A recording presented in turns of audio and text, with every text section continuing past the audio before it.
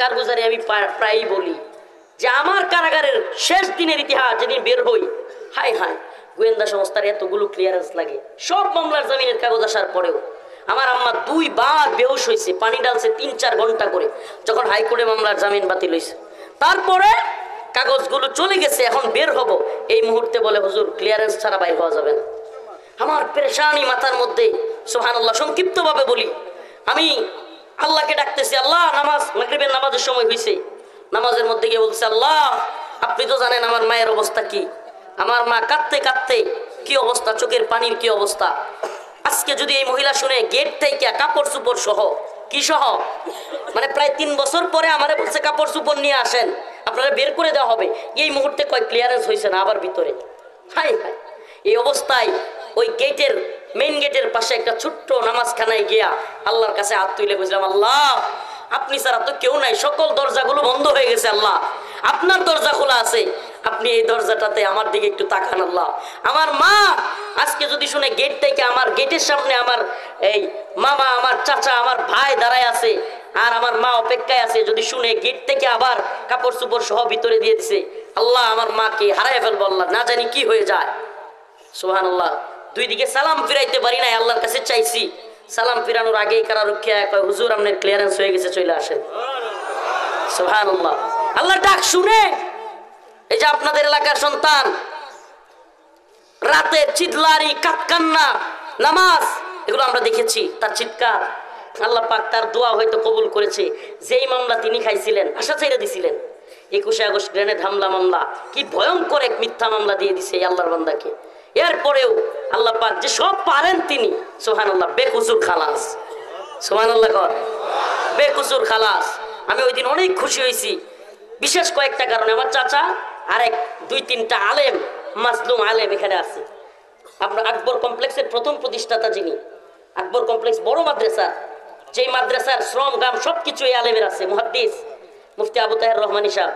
ওই যে আমার সাথে একই আপনার এই হ্যান্ডকাপ করা অবস্থায় ভাইরাল হয়েছিল না একটা ভিডিও, ওই ভিডিওতে আমাদের মুফতি আবু তাহের রহমানী সাহেব হুজুর আছেন। ওই আবু তাহের রহমানী সাহেব হুজুর একই মামলা, নিরপরাধ মানুষ, একজন আলেম, এত বড় মাদ্রাসার একজন মুহাদ্দিসকে ধরে নিয়ে আসছে মিথ্যা মামলা দিয়ে, ধরে নিয়ে আসছে আরো অসংখ্য সাধারণ আলেমকে। এই আমার চাচার সাথে তারাও মামলায় জড়িত, আলহামদুলিল্লাহ তারাও বেকসুর খালাস পাইছে, কারণ মিথ্যা চিরজীবন টিকে না। সত্যের জয় একদিন কি হয়, একদিন সত্যের জয়, সত্যের জয় হয়েছে। আমি ওই দিন সারাদিন একটা খুশির মুডে ছিলাম, সত্যি কথা, সারাদিন খুশির মুডে, এত আনন্দ লাগছে এই আলেমগুলোরে দেখে আসছি। হে আল্লাহর বান্দারা কি কষ্ট যে করছে, আমাদের যে কি কষ্ট গেছে। শেখুল হাদিস আল্লামা মামুনুল হক দামাত বারকাতুহু একটা কারগুজারি মনে পড়ছে বলি, ওনার অভ্যাস ছিল প্রতিদিন যাই হইতো কারাগারে কিংবা রিমান্ডে এগুলো লিখে রাখতো। কি করতো? কিন্তু আমাদের বিশেষ বন্দী যারা, তাদের রিমান্ডে কিংবা বিশেষ রুমে খাতা কলম নিষিদ্ধ ছিল। এর সাথে আর বড় বড় তার হইতে পারে না আর কি। প্রথম 2 দিন গাজীপুরে আমারে কোরআন পর্যন্ত দেয় নাই, কোরআন শরীফটা পর্যন্ত দেয় নাই গাজীপুর কারাগারে। কি দেয় নাই? এটা বিশ্বাসযোগ্য? এটাই বিশ্বাস করতে হবে, কারণ বাংলাদেশ তো আপনারা দেখছেন হাসিনা ক্ষমতায়, আওয়ামী লীগ ক্ষমতায়, ক্ষমতায় তো ছিল ক্ষমতায় ছিল কারা? যারা কোরআনের বিদ্বেষী, যারা কোরআনকে পছন্দ করে না। প্রথম 2 দিন আমাকে কোরআনও দেয় নাই। তো শায়েক কোনো গোপন ভাবে একটা কলম আর খাতা নিছে, যেমনি হোক প্রতিদিন লিখতেন কারাগারে। হঠাৎ করে আজকে মনে পড়ছে, কারণ একটা মেসেজ দিয়েছিল, তো মনে পড়ছে, তো আজকে কি হয়েছে সব লিখতেন। তো আমার ওই দিন লো প্রেশার হয়েছে, এটাও লিখছেন যে রফিকের মানে হঠাৎ করে আমার এক এডিসি ডিবির এই বদমাশা গালিগালি শুরু করছে। সে আমার ইউনিটের না, মানে আপনারা যারা রিমান্ডে যান নাই তারা বুঝবেন না। ডিবি রিমান্ডে কিংবা বিভিন্ন রিমান্ডে 3-4 জনের করে একটা স্কোয়াড থাকে। কি থাকে? জিজ্ঞাসাবাদের জন্য। আমার যে স্কোয়াড, সেই স্কোয়াডের না হয়েও আরেকটা এডিসি এসে আমার গালাগালি শুরু করছে। গালাগালি তো করছেই, এভাবে ছেড়ে বসে আছি, থাপ করে একটা থাপড় মারছে, মেরে একেবারে ফেলে দিচ্ছে, এমন অবস্থা, খুব ব্যথা পাইছি। এখন ডিবির যে প্রধান তৎকালীন হাফিজ আক্তার, তার কানে এই খবর গেছে। তো খবর যাওয়ার পরে আমার এমনিতে একটু লো প্রেশার ছিল, কয়েকদিন টানা না খাইতে না খাইতে বন্দি অবস্থায়, মানে আম্মার কথা মনে পড়তো, আর চরমভাবে মন খারাপ হইতো, খাওয়া দাওয়া নাই, একেবারে লো প্রেশার, যেটা অভাবনীয়। নিচেরটা 45, উপরেরটা মাত্র 70, কল্পনাও করা যায় না। কিন্তু যখনই ওরা প্রেশার মাপাইছে, হাফিজ আক্তার একবার পাগলের মতো হয়ে গেছে। এডিসি যেটা শুনছে যে গালি দিছে, থাপ্পড় দিছে, ওটারে ধরে আনছে একেবারে মা বাপ তুইলা গালাগালি, মানে ওই গালিটা আমি দিতে পারতেছি না এখন, এমন গালাগালি।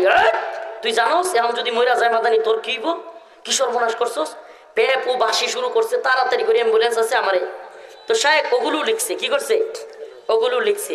এখন শায়েক করতেন কি, সাক্ষাতে কেউ আসলেই এই লেখাগুলো আবার দিয়ে দিতেন, কি করতেন, দিয়ে দিতেন, যাতে করে ওগুলো আবার যদি নিয়ে যায়। তো আমরা ডিবি রিমান্ড থেকে কেরানীগঞ্জ কারাগারে যাচ্ছি এই মুহূর্তে। কারাগারের এদের নির্যাতন একটু বর্ণনা দিচ্ছে আপনাদেরকে, যেহেতু স্মরণ হয়েছে। কারাগারের গেটে এমন চেক শুরু করছে, আমি তো জানি শায়েকের কাছে কাগজ আছে, এমন চেক শুরু করছে সারা শরীর, কোট খুলতেছে, এমনকি মানে বললে আপনারা কি বলবেন, লুঙ্গি খুলে এমনি দেখতেছে, লুঙ্গি এভাবে খুইলা মাথা ভিতরে ঢুকে এমনি দেখতেছে। কল্পনা করা যায় আলেমদের এই নির্লজ্জের দল। কারণ আমার যখন এই অবস্থা করছে, আমাকে ওটা একটু আড়ালে হাই সামনে সামনে মানুষের এইদিকে।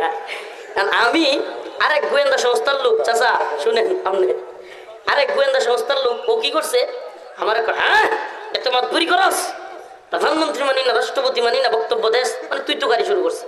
আমি প্ল্যান করিয়া সিস্টেমে, আমি তো জানি শায়েখের চেক করলে কাগজটা পাইবো, আমি তো জানি। আমি কি করছি, একটা সুযোগও পাইছি, তোর লোকে ঝগড়া লাগাবো। শায়েখ মিয়া, আমি বলছি আমি এখন কারাগারে আইছি, আপনি এনে ঝগড়া করতেছেন কেন?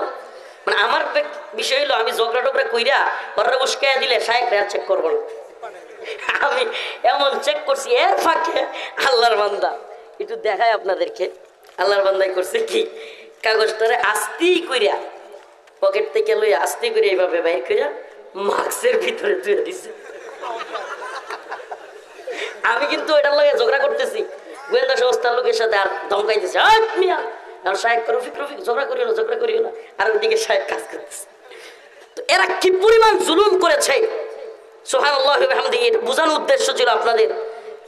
আমরা খাতা কলম পাই নাই, এমনকি কাপড় লুঙ্গি পর্যন্ত, আপনার ডিবি হারুনের ঘটনা তো অনেকেই শুনছেন, এগুলো আর নতুন করে বলবার দরকার নাই। এরা এমন নির্যাতন আলেমদের সাথে করছে।